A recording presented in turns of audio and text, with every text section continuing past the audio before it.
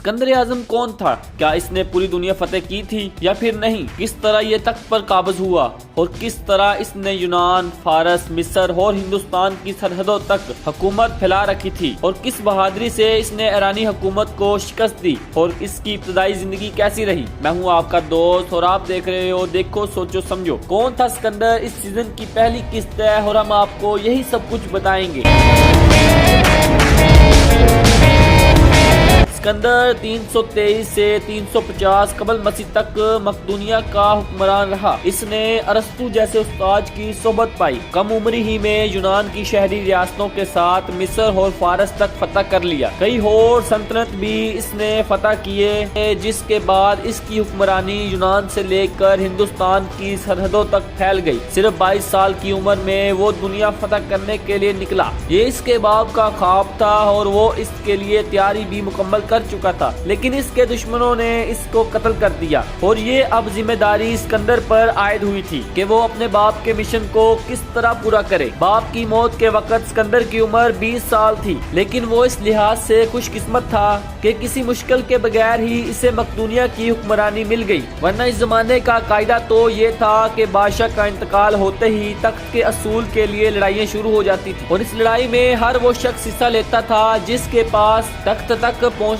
का जरा सा भी मौका होता। सिकंदर एक तो अपने बाप का इकलौता बेटा था, दूसरा इस वक्त मकदूनिया की हुक्मरानी का कोई खास दावेदार नहीं था, लेकिन एहतियात के तौर पर सिकंदर ने ऐसे तमाम अफराद को कत्ल कर दिया जो किसी भी तरह से इसे नुकसान पहुंचा सकता था। यहाँ तक कि अपनी माँ के उस्काने पर इसने अपनी दूध पीती सौतेली बहन को भी कत्ल कर दिया। सिकंदर की एक और खुशकिस्मती ये भी थी कि इसे अरस्तु जैसा उस्ताद मिला था जो अपने जमाने का काबिल और ज़हीन तरीन इंसान समझा जाता था। इसके अलावा इसके बाप फिलिपस ने अपने बेटे की जिस्मानी तरबियत पर भी खसूसी तवज्जो दी और इसके लिए इसे शाही महल से दूर एक पुरफिजा मुकाम पर भेज दिया ताकि इशो अशरत की जिंदगी से वो सुस्त ना हो जाए। यहाँ सिकंदर ने जिस्मानी मशक़ें भी सीखी, घुड़सवारी, नेजा और तलवारबाजी में महारत भी हासिल की। साथ ही साथ अरस्तु इसकी ज़हनी तरबियत भी करता रहा। हुक्मरानी के इब्तदाई दिनों में सिकंदर ने एथेंस यूनान का दारुल खुलाफा समेत दीगर पड़ोसी ममालिक को अपने साथ मिलाने की कोशिश की। इसकी वजह यह थी कि अपनी मुहिम पर निकलने से पहले वो न सिर्फ अपनी फौज को मजबूत करना चाहता था,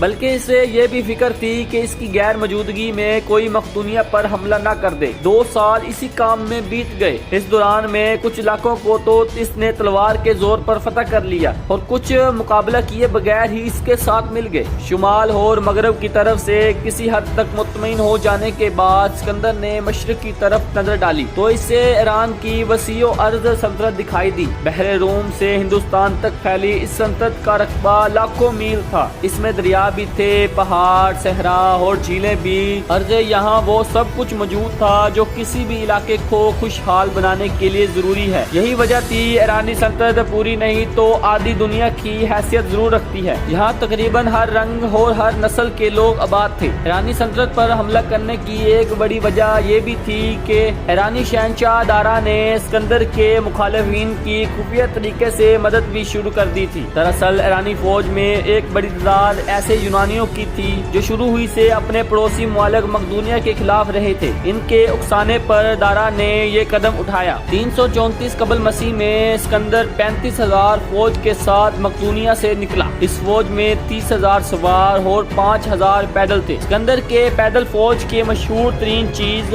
मकदूनवी जत्था था। ये तकरीबन 256 फौजों का मुरब्बा शक्ल दस्ता था, यानी हर कतार में 16 सिपाही थे और इन कतारों की तादाद भी 16 थी। इनके हाथ में जो नेज़े होते वो भी 16-16 फुट लंबे थे। यूं चलते हुए जब पहली 5 कतारों के सिपाही अपनी नेज़े आगे की तरफ बढ़ाते तो इनकी नोक पहली कतार से भी आगे निकल जाती। मशरक की तरफ चलते हुए दरियाए गिरानी कोर्स पर सिकंदर का सामना एक छोटे ईरानी लश्कर के साथ हुआ। इस लश्कर में 20,000 सवार और 20,000 ही पैदल सिपाही थे। प्यादों में ज्यादातर यूनानी नस्ल के लोग थे। लश्कर की कमान दारा के करीबी लोगों के पास थी। इनमें इसका दामाद सब्तरावातीज भी शामिल था। सिकंदर की फौज का पता चलते ही ईरानियों ने जो सबसे पहले काम किया वो दरिया के ढलवान किनारे पर कब्जा करना था ताकि दुश्मन फौज की पेशकदमी को रोका जा सके। लेकिन इस बात पर सिकंदर जरा भी ना घबराया। इसे मालूम था कि इसकी फौज का एक एक सिपाही दिलो जान से इसके साथ है। इसने हुक्म दिया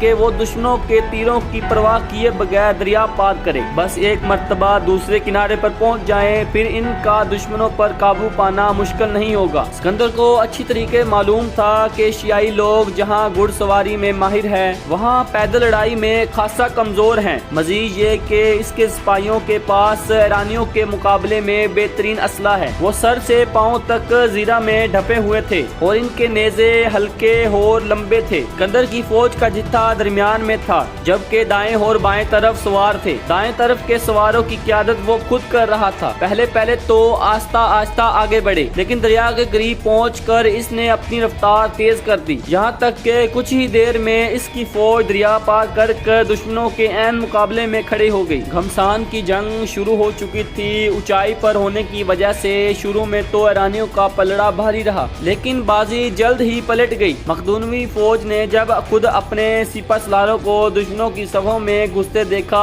तो इनकी हिम्मत बंध गई और इन्होंने ईरानियों पर कारी जरब लगाना शुरू कर दी। सिकंदर चमकदार जीरा पहने और सर पर मखदूनवी कलगी सजाए एक शान से आगे बढ़ा और सीधे इस जगह पर पहुंच गया जहां ईरानी सिपह सलार जमा थे। वो इस कदर बहादुरी से लड़ा कि आन की आन में ईरानियों सिपह सलारों की लाशें गिरने लगी। सिकंदर के बाजों की कुव्वत का अंदाजा इस बात से लगाया जा सकता है कि लड़ते लड़ते इसके नेज़े के कई टुकड़े हो गए। तब इसने अपने साएं घोड़े की निगरानी के लिए रखे गए मुलाजम का नेज़ा अपने हाथों में ले लिया और लड़ते लड़ते इसे भी तोड़ डाला। तब इसके एक सिपह सलार दिमेत्रियुस ने अपना नेज़ा इसके हाथ में दे दिया। इस नेज़े के एक ही वार से इसने दारा के दामाद सब्तरावातीज का काम तमाम कर दिया। जंग जिस तरह अचानक शुरू हुई थी, इसी तरह अचानक खत्म हो गई। कई ईरानी जर्नैल मैदान छोड़कर भाग गए। इनके 1000 घुड़सवार मारे गए। बाकियों ने भी भागने में ही आफियत समझी। ईरानी सिपह सलार की बदहवासी का ये आलम था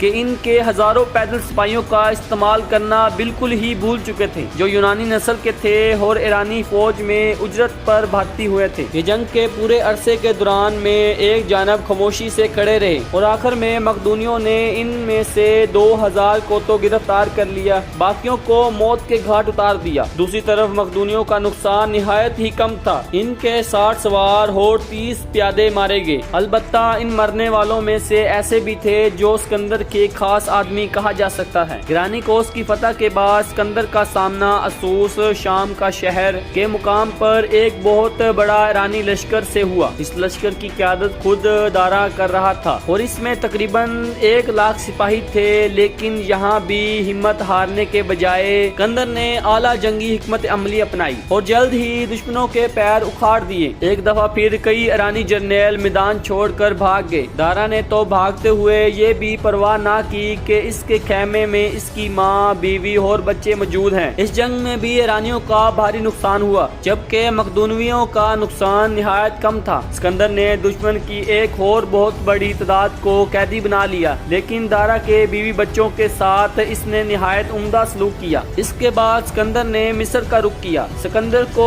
कौन सा खत मिला जिसे पढ़ने के बाद आधी सल्तनत का वादा किया जा रहा था? क्या सिकंदर इस पेशकश को कबूल करेगा? सिकंदर ने किस मकसद से मिस्र का रुख किया और किन किलों को फतह किया? ये तमाम बातें हम आपको कौन था सिकंदर इस सीजन की अगली किस्त में बताएंगे। अगर आप देखना चाहते हो मुगलिया सल्तनत कैसे वजूद में आई तो आप यहाँ प्ले लिस्ट में क्लिक कर सकते हैं और ऊपर आप देख सकते हैं रूस कितना ताकतवर है। इसी तरह की वीडियो देखने के लिए आप हमारे चैनल देखो सच्चो समझो को सब्सक्राइब कर लीजिएगा। वीडियो पसंद आई तो वीडियो को लाइक करके चैनल को सब्सक्राइब कर लीजिएगा। Thanks for watch.